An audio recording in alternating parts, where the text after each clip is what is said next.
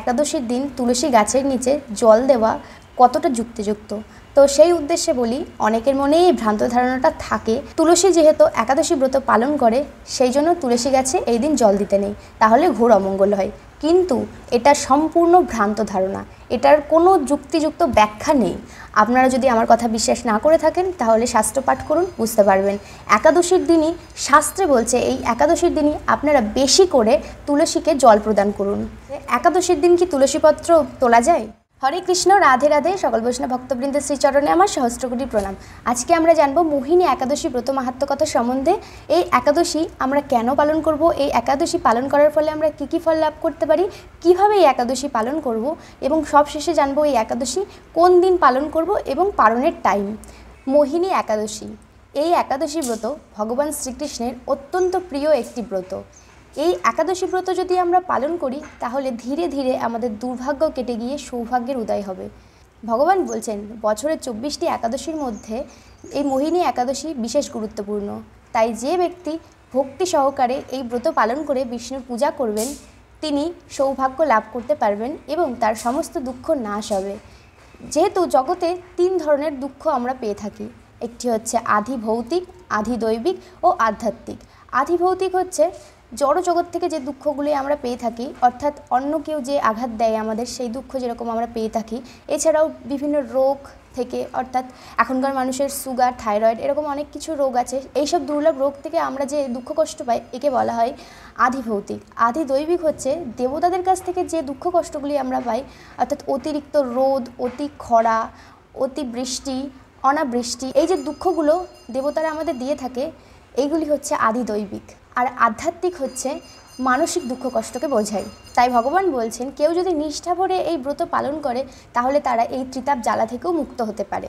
দেখবেন প্রাচীন যুগের মানুষেরা বিভিন্ন যজ্ঞ করতেন নিজেদের মনস্কামনা পূর্ণ করার জন্য এবং নিজেরা আরও শক্তি লাভ করার জন্য।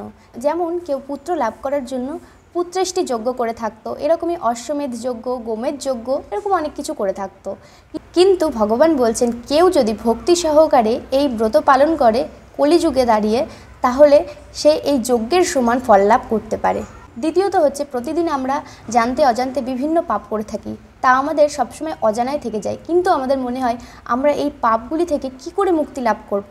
তো সেই পাপগুলি বিনষ্ট করার জন্য, সর্বোপরি সেই পাপ থেকে মুক্তি পাওয়ার জন্য এই মোহিনী একাদশী ব্রত পালন করুন। এই মোহিনী একাদশী ব্রত পালন করার ফলেই আপনার সমস্ত পাপ বিনষ্ট হবে। এবার আসি এই মোহিনী একাদশী ব্রত আপনারা কিভাবে পালন করবেন। তো প্রথমেই বলি, কোনো ব্রত পালন করতে গেলে হুট করে হয় না। সেই ব্রত পালন করতে গেলে তার আগের দিন অন্ততপক্ষে নিরামিষ আহার গ্রহণ করতে হবে। কোনো মদ্যপ জাতীয় জিনিস, নেশা জাতীয় দ্রব্য এগুলিকে এড়িয়ে চলতে হবে। পরনিন্দা পরচর্চা এড়িয়ে চলবেন। এবার আসি একাদশীর দিন কি কি করবেন।